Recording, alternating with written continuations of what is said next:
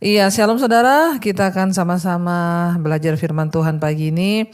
Sebelum kita memulai semua aktivitas kita, biarlah kita mau sama-sama ya untuk melandasi hidup kita dengan kebenaran firman yang pasti akan menuntun kita dalam jalan-jalan kebenarannya. Baik, hari ini firman Tuhan terambil dari 1 Korintus pasal yang pertama, mulai ayat yang keempat sampai dengan ayat yang ke-9. 1 Korintus 1 ayat yang keempat, saudara. Rasul Paulus menuliskan begini, aku senantiasa mengucap syukur kepada Allahku karena kamu, atas kasih karunia Allah yang dianugerahkannya kepada kamu dalam Kristus Yesus. Rasul Paulus berkata, dia mengucap syukur kepada Tuhan karena jemaat yang ada di Korintus, ya. Dia berkata, aku senantiasa mengucap syukur kepada Allahku karena kamu atas kasih karunia Allah yang dianugerahkannya kepada kamu dalam Kristus Yesus.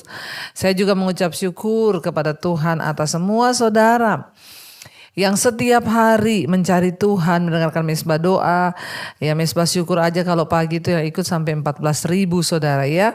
Saya mengucap syukur melihat saudara bangun pagi-pagi mencari Tuhan. Itulah sukacita bagi setiap hamba-hamba Tuhan yang melayani ketika melihat jiwa-jiwa yang dilayani sungguh-sungguh mau mencari Tuhan dan bertumbuh dalam kebenaran. Rasul Paulus juga berkata dia mengucap syukur karena jemaat yang ada di Korintus ya, karena mereka mendapatkan kasih anugerah Tuhan di dalam Kristus Yesus yang diberikan bagi setiap mereka. Saya juga berdoa supaya Tuhan senantiasa melimpahkan saudara dengan anugerah, kebaikan, bahkan berkat-berkatnya tercurah bagi setiap kehidupan saudara yang mau sungguh-sungguh mencari Dia. Ayat yang kelima, sebab di dalam Dia kamu telah menjadi kaya dalam segala hal, dalam segala macam perkataan dan dalam segala macam pengetahuan. Ya, saya percaya saudara di dalam Kristus saudara akan menjadi semakin kaya dalam segala hal.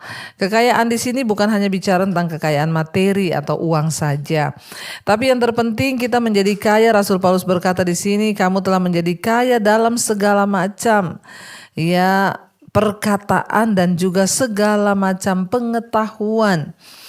Satu hal yang sangat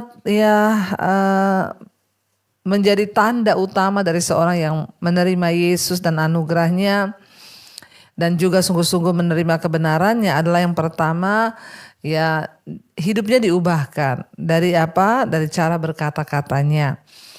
Ini juga yang terjadi kepada jemaat di Korintus ketika mereka sungguh-sungguh mengenal Yesus. Ya, Rasul Paulus bilang, kamu telah menjadi kaya dalam segala hal.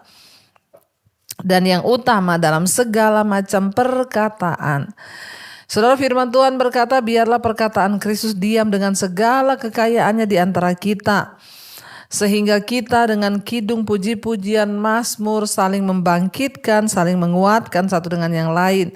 Ya, kita telah menjadi kaya dalam segala macam perkataan, yaitu firman Tuhan, saudara ya. Dan segala macam pengetahuan. Biarlah juga saya berdoa supaya setiap saudara lewat mesbah doa, mesbah syukur, pengetahuan saudara akan firman Tuhan bertambah.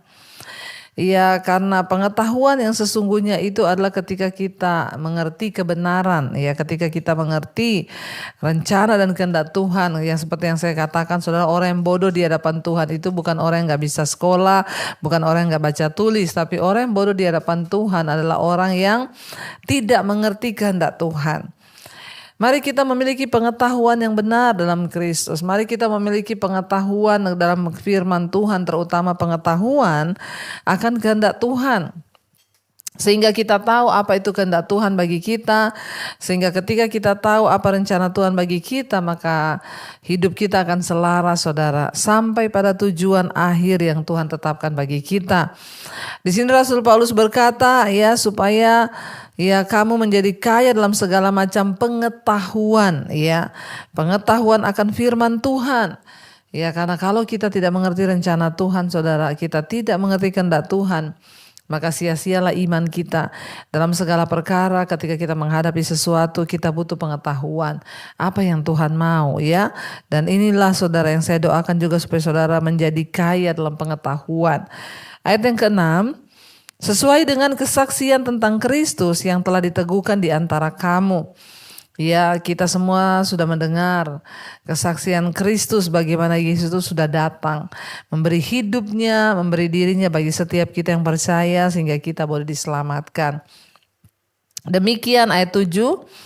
Demikianlah kamu tidak kekurangan dalam suatu karunia pun, sementara kamu menantikan pernyataan Tuhan kita Yesus Kristus, ya, Ia juga yang akan meneguhkan kamu sampai pada kesudahannya, sehingga kamu tak bercacat pada hari Tuhan kita Yesus Kristus. Saudara, ayat ini berkata, demikian juga kamu tidak kekurangan dalam suatu karunia pun. Ya, sementara kamu menantikan pernyataan Tuhan kita Yesus Kristus. Tuhan yang kaya dengan rahmat-Nya akan melimpahkan kita dengan karunia. Ya, apa itu karunia? Anugerah Tuhan. Ya, hal-hal yang baik yang bisa kita dapatkan di dalam Kristus. Ya, karunia untuk kita bisa bertumbuh dalam Dia, karunia untuk kita bisa menikmati rumah tangga keluarga kita, karunia untuk bisa bersyukur bahkan dalam segala keadaan yang tidak enak pun kita bisa bersyukur. Karunia itu adalah pemberian Tuhan. Ya, kita minta supaya Tuhan memberikan kepada kita hal-hal yang bahkan tidak bisa kita lakukan dengan kekuatan kita. Ya, biar karunia Tuhan melimpah dalam hidup kita, saudara. Bukan hanya soal kebutuhan-kebutuhan jasmani, tapi karunia rohani juga bisa dilimpahkan kepada saudara. Ya, dan dikatakan gini, sementara kamu menantikan pernyataan Tuhan kita Yesus Kristus, ya, Ia juga akan meneguhkan kamu, ya, sampai pada kesudahannya, sehingga kamu tak bercacat pada hari Tuhan kita Yesus Kristus. Kita ini sementara menantikan pernyataan Tuhan di akhir zaman.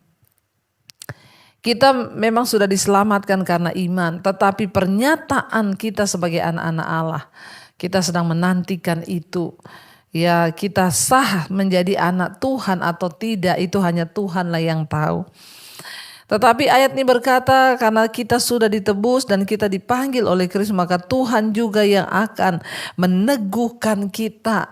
Jangan mau digoyahkan iman kita hari-hari ini. Apapun tantangan, persoalan, masalah, kita mau berkata, Tuhan teguhkan kami. Tuhan yang memanggil kita, Dia yang akan meneguhkan kamu sampai pada kesudahannya. Saudara, kesudahan segala sesuatu sudah dekat, kata firman Tuhan. Kita sudah ada di hari-hari yang terakhir. Ya, sebentar lagi Dia yang akan datang, tidak menangguhkan kedatangannya. Jangan mundur karena persoalan hidup, jangan mundur karena tantangan, jangan mundur karena ya apapun sehingga kita meninggalkan iman kita atau kita tidak peduli lagi dengan Tuhan. Minta kekuatan dari Tuhan, Dia yang memanggil kita, Dia akan meneguhkan kita sampai pada kesudahannya kelak, yaitu apa?